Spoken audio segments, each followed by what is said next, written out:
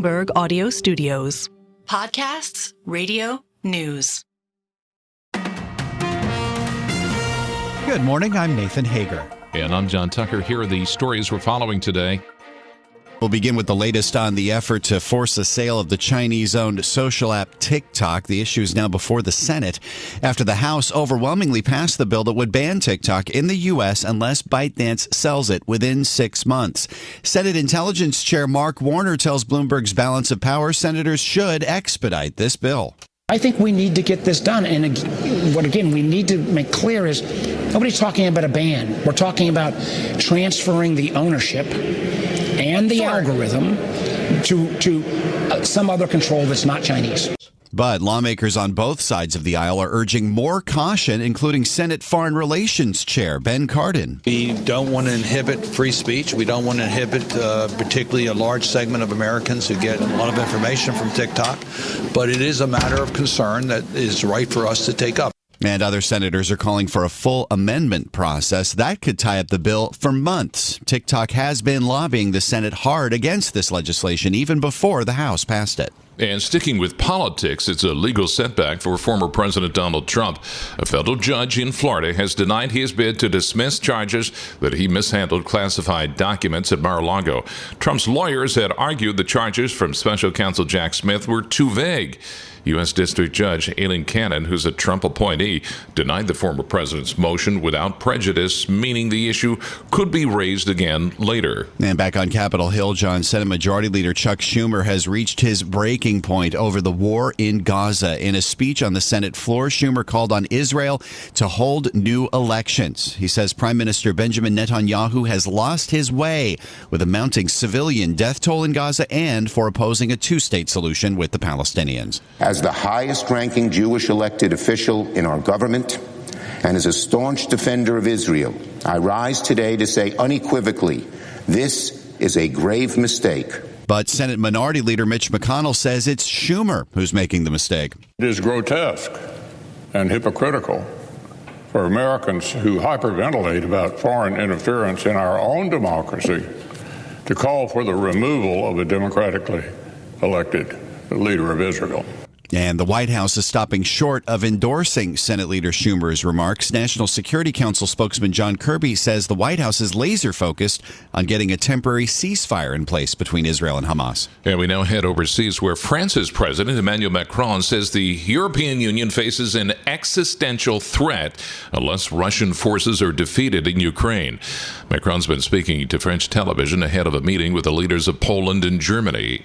We have suffered the consequences in Europe. The price of gas, the economic situation, the price of grain, the economic disruptions that followed are the consequences of this war that Russia has started. If Russia wins this war, the credibility of Europe will be reduced to zero. What would be the credibility in our country of an EU whose members allowed that to happen?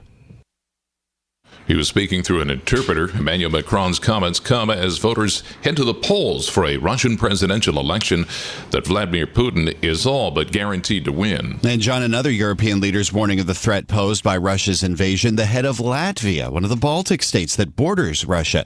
Latvian Prime Minister Ieva Kaļina says a Russian victory would have a global impact. If Russia wins, those consequences will affect all the world. Also Washington, also United States, not just Europe will be affected by this result of the conflict. Latvia Prime Minister Ieva Kaļina adds she supports the idea of sending NATO troops to Ukraine to train the country's soldiers. Get the full conversation on the Bloomberg Balance of Power podcast. You can find it on Apple, Spotify, and wherever you get your podcasts. And turning to the markets, futures are mixed to lower as we close out the trading week. The stocks fell yesterday. Treasury yields, they climbed after another hot inflation report reinforced bets the Fed is going to be in no rush to cut interest rates. Let's get more from Bloomberg economic editor Jill DeCease. When the Fed, which has been spending the last couple of months really pushing back on this idea of early interest rate cuts this year, stressing this, need for patience, this need to, sit back and examine the data before making those decisions on when to begin this trajectory toward rate cuts. I think that that's really kind of taking hold here. I mean, we're getting this data that's showing us that There's still quite a bit of resilience in the economy. It's not time to cut rates yet. As we're going, it's just pushing back further and further those expectations for those cuts until, at this point, the middle, if not the back half of the year. And Bloomberg's Jill Deesa says traders have pared their bets on Fed rate cuts this year. The swaps markets are now fully pricing in the first move, not in June, but July. But, John, Bitcoin is extending its retreat as well from its latest record high. Checking the cryptocurrency right now, it's down more than 5%, trading at $66,800. There's an intensifying debate about whether crypto's bull run has reached a bubble. Bitcoin did reach an all-time high of almost 74,000 earlier this week. A gauge of the top 100 tokens, which also includes Ether, BNB, and Solana, is up about 60% so far this year. And meanwhile, copper has surged to an 11-month high. In fact, it rallied to $9,000 a ton today on bets that a pickup in global manufacturing will push up demand for industrial commodities. Copper is seen as a global economic bellwether, the global economy. The metal has surged this week as investors warm to the idea that the worst of a global downturn has passed. And checking individual stocks on the move, shares of Adobe are down more than 11% in early trading. The software company delivered a weak sales outlook for the current quarter. We get the story from Bloomberg's Charlie Pellet. The quarter fueled concerns that new AI-focused startups pose a competitive threat. Adobe said revenue will be $5.25 to $5.3 billion in the period. Analysts on average projected $5.31 billion. The longtime leader in software for creative arts professionals has faced recurring anxieties that new generative AI-based startups will cut into its market. In New York, Charlie Pellet, Bloomberg Radio. All right, Charlie, thank you. And now it's time to take a look at some of the other stories making news in New York and around the world with Bloomberg's Michael Barr. Good Friday morning, Michael. Good Friday to you, Nathan. The Manhattan District Attorney is requesting a 1-month delay in former President Donald Trump's criminal case for allegedly concealing payments to adult film star Stormy Daniels. It comes less than 2 weeks before that trial was set to begin. Prosecutors said they just received tens of thousands of pages and documents from the Justice Department, and they want to give Trump's legal team up to 30 days to review them. The documents are related to Trump's former fixer Michael Cohen, who wrote the check to Daniels. Trump has pleaded not guilty. Police in New York City say a 36-year-old man has been hospitalized and a 32-year-old man is in custody after an argument at a Brooklyn subway station escalated into gunfire. Subway riders were ducking for cover moments after a man was shot in the head inside the station in downtown Brooklyn shortly before 5 p.m. Witnesses say the man who was shot was acting, quote, aggressive and provocative and started an argument with a 32-year-old. NYPD Chief of Transit Michael Kemper said the man who was shot had brandished a knife or razor at first, but the argument continued and escalated.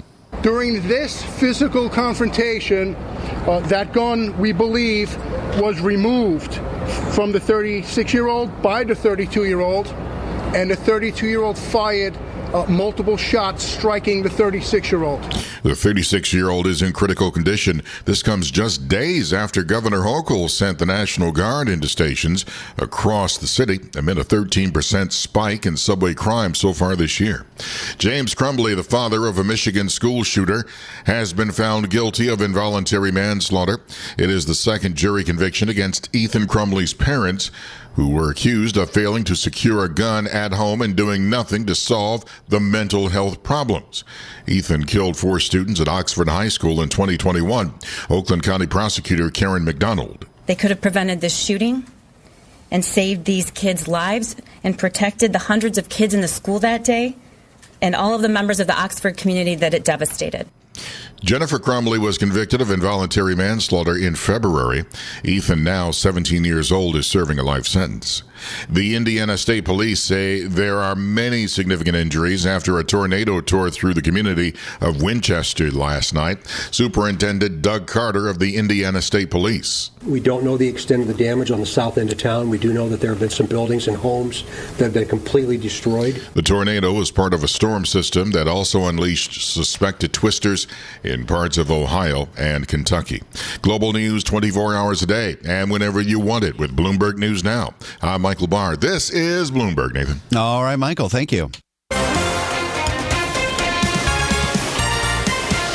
Time for the Bloomberg Sports Update, now brought to you by Tri-State Audi. Here's John Stashower. Thanks, Nathan. They're underway at the TPC at Sawgrass, opening round of the Players' Championship. Rory McIlroy hit 2 shots into the water, but had 10 birdies, signed for a 765, shares the lead with Americans Xander Schauffele and Wyndham Clark. In Portland, started a 4-game trip for the Knicks. They got 45 points from Jalen Brunson, his 6th game this season with 40 or more. Knicks beat the Blazers 105-93. Celtics got 37 from Jaylen Brown, a home win over Phoenix. Rangers at Tampa Bay led 2-0 second period. To that point, Igor Shesterkin had not allowed a goal in 7 straight periods, but the Lightning got to him, pulled away 6-3. Braden Point in on all 6. 3 goals, 3 assists. Islanders a 4-0 loss in Buffalo.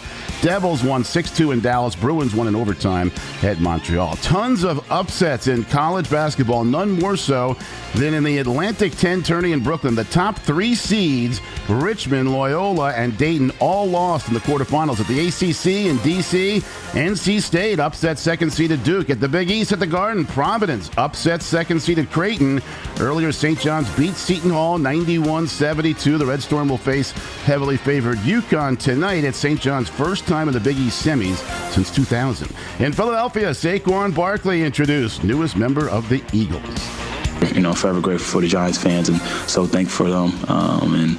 But unfortunately, the NFL is a business, and I was able to get to a place that I know I can come here, I can compete, and I can win. I can stay close to home, and I'm just happy that I was able to, be part of this team. Meanwhile, surprising NFL trade, the Chargers sent their 6-time Pro Bowl wideout Keenan Allen to the Bears for a 4th-round pick. John Stashower, Bloomberg Sports. Let's get more now on what's happening in the nation's capital, where the momentum for the TikTok bill may be fading. Former President Trump's legal pressure isn't easing, and Senate Leader Schumer's support for Israel's government appears to have hit its breaking point. We're joined now by Derek Wallbank, managing editor for Bloomberg News. Derek, good to talk with you this morning. Of course, the Senate has a reputation for being the place where hot legislation goes to cool, and that certainly seems to be the case for this TikTok divestment bill. Yeah, Nathan, I think that the Senate is under no it's not in a hurry to move on the TikTok bill. Let's say it that way. Even if there is a fair amount of skepticism in the U.S. upper chamber for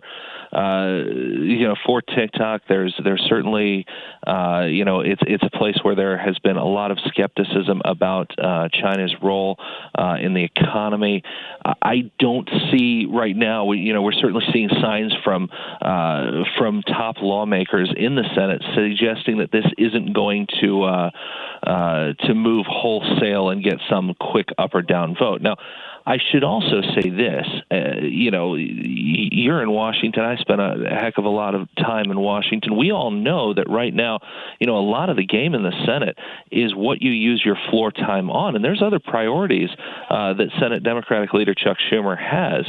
And so is this going to be the thing that he wants to spend a ton of time on? I don't know, because it's not just going to be should this get passed or not, but do you want to take the time on the Senate floor to do this versus do other priorities? Last thing I'll note on this is that I know that House Speaker Mike Johnson wants the Senate to move quickly on this, but keep in mind that Mike Johnson has not been willing to move fast on the Senate's own priorities. So it's not as if he's built up a lot of capital with his friends on the other side of the Capitol that he can cash in right now to get that moving.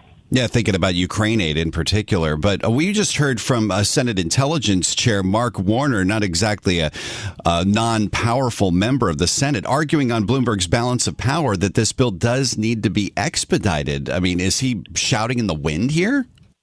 I don't think he's shouting in the wind, but I do think that there's a question of how, right? A question of what do you do, and a question of okay, if you say that something needs to be sold or shut, is it actually going to be divestable? Is it going to be something that, or are you actually passing something that really means that it's going to be shuttered? And what does that mean? I think all of those are live ball questions, and I think that the Senate is going to wrestle with what the real world impacts of this legislation really are before moving on something that could have major, profound consequences. Not least of which here, Nathan, is remember the fact that Donald Trump, who is now the presumptive Republican nominee, as well as the single most powerful person in Republican politics by no small margin, has suggested that if you actually went through with this, that there might be some consolidation in the social media marketplace towards others, including Mark Zuckerberg and Facebook, and Donald Trump does not think that that's necessarily a good idea. His opinions are going to weigh incredibly big, not on Schumer, because, what does Chuck Schumer care about what Donald Trump thinks, but certainly on Republicans in the conference. And if this is going to move, you're going to need pretty well unified Republican support. So Donald Trump has a lot to say here. And speaking of Senator Schumer's priorities in our last minute here, I wonder what you made of this major floor speech yesterday, really coming out hard against the right-wing government of Israeli Prime Minister Netanyahu. Well, I think it's been something that Democrats have struggled with for a long time, is how to deal with Benjamin Netanyahu, who has very clearly allied himself with the right flank of American politics for quite a long time. And Schumer is a big fan of Israel generally, but I think this represents and makes plain a frustration that Democrats have had with the way that Netanyahu has prosecuted affairs in Gaza. I think that there has been a well-documented fray on the left in terms of the support from Israel from some of the top people, including from President Joe Biden. You saw a big push towards getting people to vote uncommitted in Michigan and other states like that. Right. And I think Chuck Schumer is reflecting some frustration. This is Bloomberg Daybreak Today, your morning brief on the stories making news from Wall Street to Washington and beyond. Look for us on your podcast feed by 6 a.m. Eastern each morning on Apple, Spotify, and anywhere else you get your podcasts. You can also listen live each morning starting at 5 a.m. Wall Street time on Bloomberg 1130 in New York, Bloomberg 99.1 in Washington, Bloomberg 106.1 in Boston, and Bloomberg 960 in San Francisco. Our flagship New York station is also available on your Amazon Alexa devices. Just say, Alexa, play Bloomberg 1130. Plus, listen coast to coast on the Bloomberg Business app, SiriusXM, the iHeartRadio app, and on Bloomberg.com. I'm Nathan Hager. And I'm John Tucker. Join us again tomorrow morning for all the news you need to start your day right here on Bloomberg Daybreak.